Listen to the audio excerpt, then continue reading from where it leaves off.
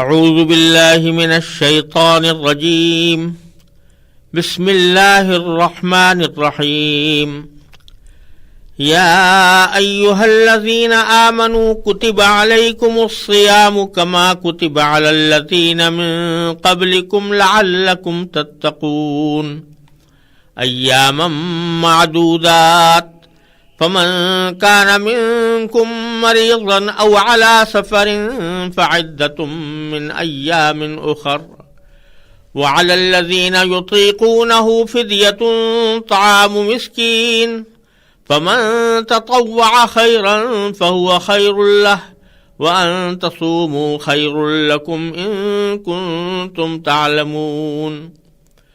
شهر رمضان الذي أنزل فيه القرآن هدى للناس وبينات من الهدى والفرقان فمن شهد منكم الشهر فليصمه ومن كان مريضا أو على سفر فعدة من أيام أخر يريد الله بكم اليسر ولا يريد بكم العسر وَلِتُكْمِلُوا الْعِدَّةَ وَلِتُكَبِّرُوا اللَّهَ عَلَى مَا هَدَاكُمْ وَلَعَلَّكُمْ تَشْكُرُونَ وَإِذَا سَأَلَكَ عِبَادِي عَنِّي فَإِنِّي قَرِيبٌ أُجِيبُ دَعْوَةَ الدَّاعِ إِذَا دَعَانِ فَلْيَسْتَجِيبُوا لِي وَلْيُؤْمِنُوا بِي لَعَلَّهُمْ يَرْشُدُونَ أُحِلَّ لَكُمْ لَيْلَةَ الصِّيَامِ الرَّفَثُ إِلَى نِسَائِكُمْ هن لباس لكم وأنتم لباس لهن علم الله أنكم كنتم تختانون أنفسكم فتاب عليكم وعفى عنكم فالآن باشروهن وابتغوا ما كتب الله لكم وكلوا واشربوا حتى يتبين لكم الخيط الأبيض من الخيط الأسود من الفجر ثم أتموا الصيام إلى الليل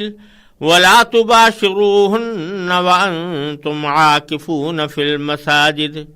تلك حدود الله فلا تقربوها كذلك يبين الله آياته للناس لعلهم يتقون۔ اے ایمان والو، تم پر روزے فرض کر دیے گئے ہیں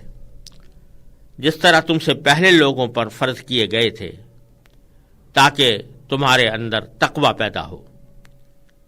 گنتی کے چند دن روزے رکھنے ہیں، پھر بھی اگر تم میں سے کوئی شخص بیمار ہو یا سفر پر ہو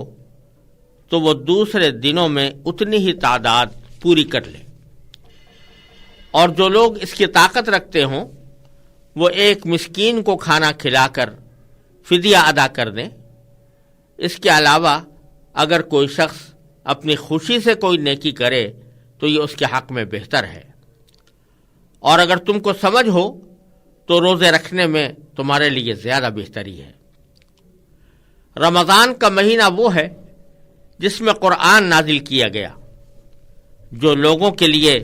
سراپا ہدایت اور ایسی روشن نشانیوں کا حامل ہے جو صحیح راستہ دکھاتی اور حق و باطل کے درمیان دو ٹوک فیصلہ کر دیتی ہیں۔ لہذا تم میں سے جو شخص بھی یہ مہینہ پائے وہ اس میں ضرور روزہ رکھے، اور اگر کوئی شخص بیمار ہو یا سفر پر ہو تو وہ دوسرے دنوں میں اتنی ہی تعداد پوری کر لے۔ اللہ تمہارے ساتھ آسانی کا معاملہ کرنا چاہتا ہے اور تمہارے لیے مشکل پیدا کرنا نہیں چاہتا، تاکہ تم گنتی پوری کر لو اور اللہ نے تمہیں جو راہ دکھائی اس پر اللہ کی تکبیر کہو، اور تاکہ تم شکر گزار بنو۔ اور اے پیغمبر، جب میرے بندے آپ سے میرے بارے میں پوچھیں تو آپ ان سے کہہ دیجئے کہ میں اتنا قریب ہوں کہ جب کوئی مجھے پکارتا ہے تو میں پکارنے والے کی پکار سنتا ہوں، لہذا وہ بھی میری بات دل سے قبول کریں اور مجھ پر ایمان لائیں تاکہ وہ راہ راست پر آ جائیں۔ تمہارے لیے حلال کر دیا گیا ہے کہ روزوں کی رات میں تم اپنی بیویوں سے بے تکلف صحبت کرو، وہ تمہارے لیے لباس ہیں اور تم ان کے لیے لباس ہو۔ اللہ کو علم تھا کہ تم اپنے آپ سے خیانت کر رہے تھے، پھر اس نے تم پر عنایت کی اور تمہاری غلطی معاف کر دی۔ چنانچہ اب تم ان سے صحبت کر لیا کرو، اور جو کچھ اللہ نے تمہارے لیے لکھ رکھا ہے اسے طلب کرو، اور اس وقت تک کھاؤ پیو جب تک صبح کی سفید دھاری سیاہ دھاری سے ممتاز ہو کر تم پر واضح نہ ہو جائے۔ اس کے بعد رات آنے تک روزے پورے کر لو، رات آنے تک روزے پورے کرو، اور ان سے اس حالت میں مباشرت نہ کرو جب تم مسجدوں میں اعتکاف میں بیٹھے ہو۔ یہ اللہ کی حدود ہیں، لہذا ان کی خلاف ورزی کے قریب بھی مت جانا۔ اس طرح اللہ اپنی نشانیاں لوگوں کے سامنے کھول کھول کر بیان کرتا ہے تاکہ وہ تقوی اختیار کریں۔ سورہ بقرہ کی یہ آیات روزے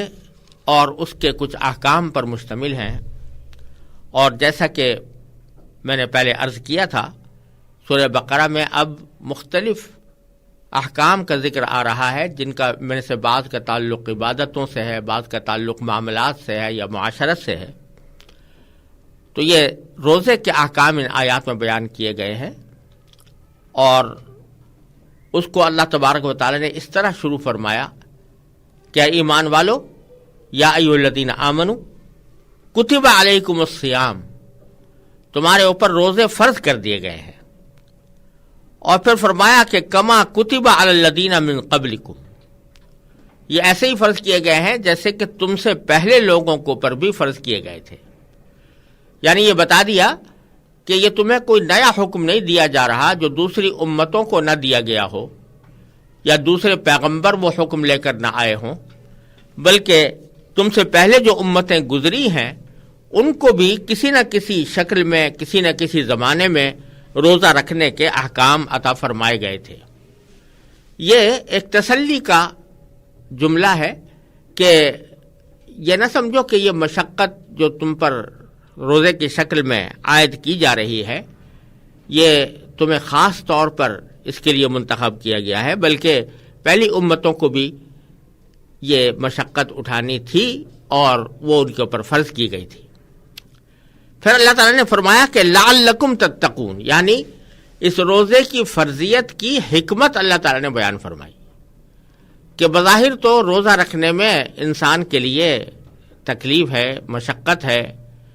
کہ اس کو کھانے پینے سے رکنا پڑتا ہے، بھوک لگتی ہے لیکن کھا نہیں سکتا، پیاس لگتی ہے مگر پی نہیں سکتا، اور اسی طرح اپنی جنسی خواہشات کو بھی وہ روزے کی حالت میں پورا نہیں کر سکتا۔ بظاہر تو یہ مشقت کی بات ہے، لیکن اللہ تبارک و تعالیٰ فرما رہے ہیں کہ یہ روزے ہم نے تمہارے اوپر اس لیے فرض کیے ہیں تاکہ تمہارے اندر تقوی پیدا ہو۔ تو روزے کا اصل مقصود اللہ تعالیٰ نے اس آیت کریمہ میں بتا دیا کہ تقوی پیدا کرنا ہے، اور وہ اس طرح کہ تقوی کے معنی ہے اللہ تبارک و تعالیٰ کی سامنے جواب دہی سے ڈر کر انسان اللہ تعالیٰ کی نافرمانی سے بچے۔ یعنی انسان کو ہر وقت یہ خیال رہے کہ میرا اللہ مجھے دیکھ رہا ہے اور ایک دن مجھے اس کے سامنے پیش ہونا ہے اور اپنے سارے اعمال کا جواب بھی دینا ہے۔ اس بات کا احساس ہو تو انسان اللہ تعالیٰ کی احکام کی نافرمانی نہیں کرتا، اور اسی کو تقوی کہتے ہیں۔ روزہ انسان میں تقوی پیدا کرنے کا ایک بہت بہترین ذریعہ ہے، اپنے نفس پر قابو پانے کا بہترین ذریعہ ہے، اس واسطے کہ جتنی نافرمانیاں یا جتنے گناہ یا جتنے جرائم اس دنیا میں سرزد ہوتے ہیں تو وہ در حقیقت اس وجہ سے ہوتے ہیں کہ انسان اپنی نفسانی خواہشات کے پیچھے چل پڑتا ہے، دل میں جو چاہا کر گزرا، اور اس بات کا احساس نہیں ہوتا کہ جو کام میں اپنے خواہش نفس کی خاطر کر رہا ہوں وہ اللہ تعالیٰ کو ناراض کرنے والا ہے اور یہ مجھے نہیں کرنا چاہیے۔ لیکن اکثر اوقات انسان اپنے نفس کی خواہش سے، یعنی دل میں جو خواہش پیدا ہو رہی ہے، اس خواہش سے اتنا مغلوب ہو جاتا ہے کہ وہ اس کے اوپر غالب آ جاتی ہے، اور باوجود کہ جانتا ہے کہ یہ کام جو میں کرنے جا رہا ہوں یہ کوئی اچھا کام نہیں ہے، گناہ کا کام ہے، لیکن خواہشات کے آگے ہتھیار ڈال دیتا ہے اور خواہشات کو اپنے اوپر غالب کر لیتا ہے، اس کے نتیجے میں گناہ کا ارتکاب کرتا ہے۔ روزے میں اللہ تبارک و تعالیٰ نے یہ ایک تربیت دی ہے اور اس کو ایک ٹریننگ کورس سے گزارا ہے، اور اس کا ایک عام مشاہدہ ہر انسان کر سکتا ہے کہ جو مسلمان بھی روزہ ایک مرتبہ رکھ لیتا ہے صبح کو، اب وہ سارے دن کھانے پینے سے پرہیز کرتا ہے، اور یہ بات ہر روزہ دار کے بارے میں دیکھی جا سکتی ہے کہ اس کو اگر فرض کرو شدید بھوک لگ رہی ہے، اور ظاہر ہے کہ بھوک کی حالت میں انسان کی خواہش ہوتی ہے کہ وہ اچھا کھانا کھائے، اور کھانا سامنے موجود بھی ہے، لیکن اس کے باوجود وہ کھانے کا ارتکاب نہیں کرتا۔ کیوں نہیں کرتا؟ اس واسطے کہ اس کو اس بات کا احساس ہے کہ میں نے روزہ رکھا ہوا ہے، اور روزے کی حالت میں اگر میں روزہ توڑوں گا یا کوئی چیز کھاؤں گا تو اللہ تبارک و تعالیٰ ناراض ہوں گے، اللہ تعالیٰ کے حکم کی خلاف ورزی ہوگی، بہت بڑا گناہ ہوگا، اس لیے باوجود دل میں خواہش پیدا ہونے کے وہ اپنی اس خواہش پر عمل نہیں کرتا۔ اسی طرح شخص گرمی کا دن ہے اور پیاس کی وجہ سے حلق میں کانٹے پڑے ہوئے ہیں، گھر میں پانی موجود ہے، کوئی دیکھنے والا بھی نہیں، لیکن اس حالت میں بھی جو روزہ دار ہوگا وہ باوجود اپنی شدید خواہش کے وہ روزہ توڑنے کا ارتکاب نہیں کرے گا، پانی نہیں پیے گا، بلکہ صحیح بات تو یہ ہے کہ جو آدمی روزہ رکھ لیتا ہے، اگر فرض کرو کہ کوئی شخص اس کو کچھ انعام کی بھی پیشکش کرے، بڑے انعام کی پیشکش کرے کہ تم روزہ توڑ دو اور اتنا انعام میں تمہیں دوں گا، تو ایک سچا مسلمان کبھی اس کے اوپر بھی آمادہ نہیں ہوگا۔ تو یہ چیز جو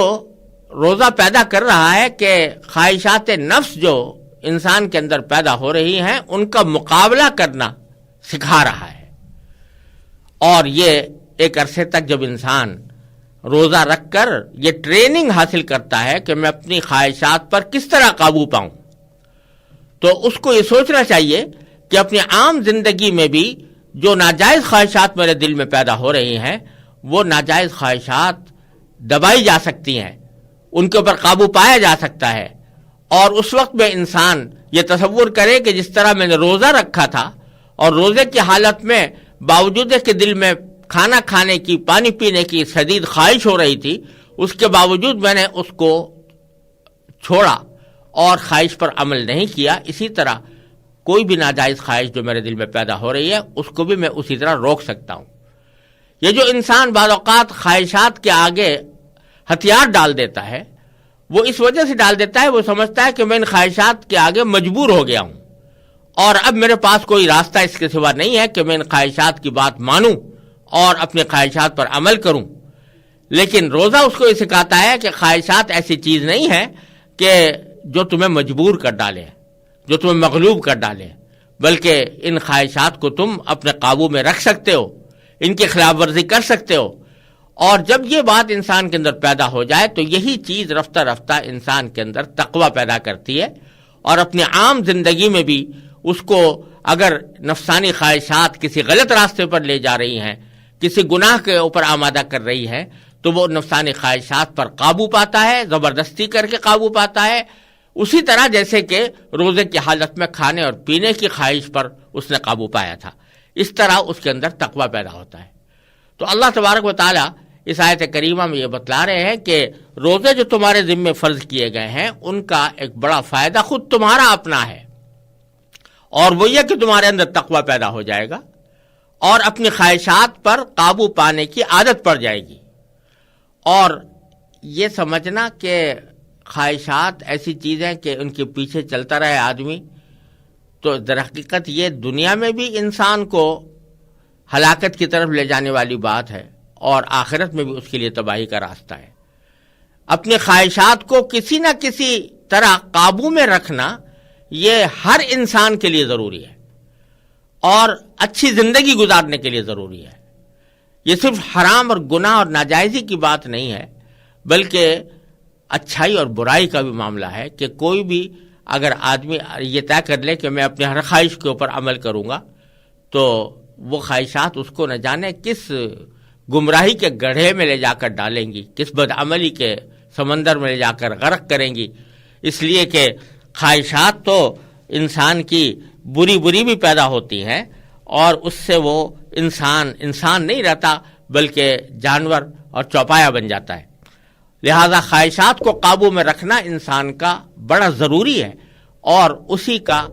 ایک راستہ اللہ تبارک و تعالی نے یہ بتایا کہ روزے سے تمہیں یہ ٹریننگ ملے گی اور اس کے نتیجے میں تم اپنے خواہشات پر قابو پا سکو گے۔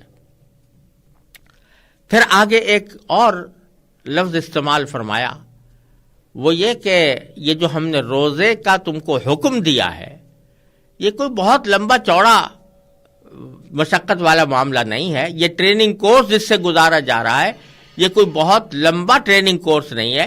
بلکہ ایام معدودات، گنتی کے چند دن ہیں جن میں روزہ رکھنا ہے۔ یعنی وہ اتنے زیادہ نہیں ہے کہ تمہارے لیے ناقابل برداشت ہو جائیں، ہم نے تو تمہارے لیے گنتی کے چند دن مقرر کیے ہیں اور اس میں بھی تم کو پھر ایک رعایت دے دی ہے، وہ کیا کہ فمن کان منکم مریضا او علی سفر، اگر تم میں سے کوئی شخص بیمار ہو یا سفر پر ہو تو پھر چاہے وہ دن روزے کے فرض دن ہو لیکن اس میں بھی ہم نے تمہیں یہ گنجائش دے دی ہے کہ اس زمانے میں روزہ نہ رکھو، بلکہ فعدۃ من ایام اخر، دوسرے دنوں میں اتنی ہی تعداد پوری کر لو۔ تو دو صورتوں میں اللہ تبارک و تعالیٰ نے اجازت دی کہ جس زمانے میں روزے فرض ہیں اس زمانے میں بھی تم روزہ چھوڑ سکتے ہو۔ ایک تو حالت ہے بیماری کی، اور ظاہر ہے کہ بیماری سے مراد وہ بیماری ہے جس میں روزہ رکھنا انسان کی طاقت سے باہر ہو، یا جس میں ایک حاذق طبیب یہ کہے کہ روزہ رکھنے سے تمہاری بیماری بہت بڑھ جائے گی اور تکلیف میں بہت اضافہ ہو جائے گا، تو ایسی بیماری کی صورت میں تمہارے لیے جائز ہے کہ اس زمانے میں روزہ چھوڑ دو۔ مثلا رمضان کے مہینے میں روزے فرض ہیں لیکن بیماری کی حالت میں روزے چھوڑے جا سکتے ہیں، لیکن جیسا میں نے عرض کیا کہ اس سے مراد وہ بیماری ہے کہ جس میں انسان کو طاقت نہ رہے روزہ رکھنے کی یا اس کی بیماری کے بڑھ جانے کا اندیشہ ہو۔ ظاہر ہے کہ معمولی بیماری کو نزلہ زکام ہو گیا کسی کو یا معمولی بخار ہو گیا تو وہ ایسی بیماری نہیں ہوتی کہ جس میں آدمی کے لیے روزہ چھوڑنا ضروری ہو جائے، تو اس کا معیار یہی ہے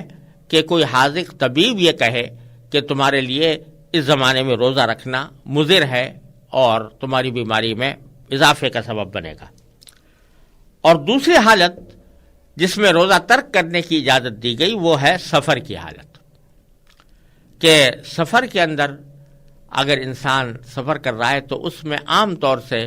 اس کو مشقت کا سامنا کرنا پڑتا ہے،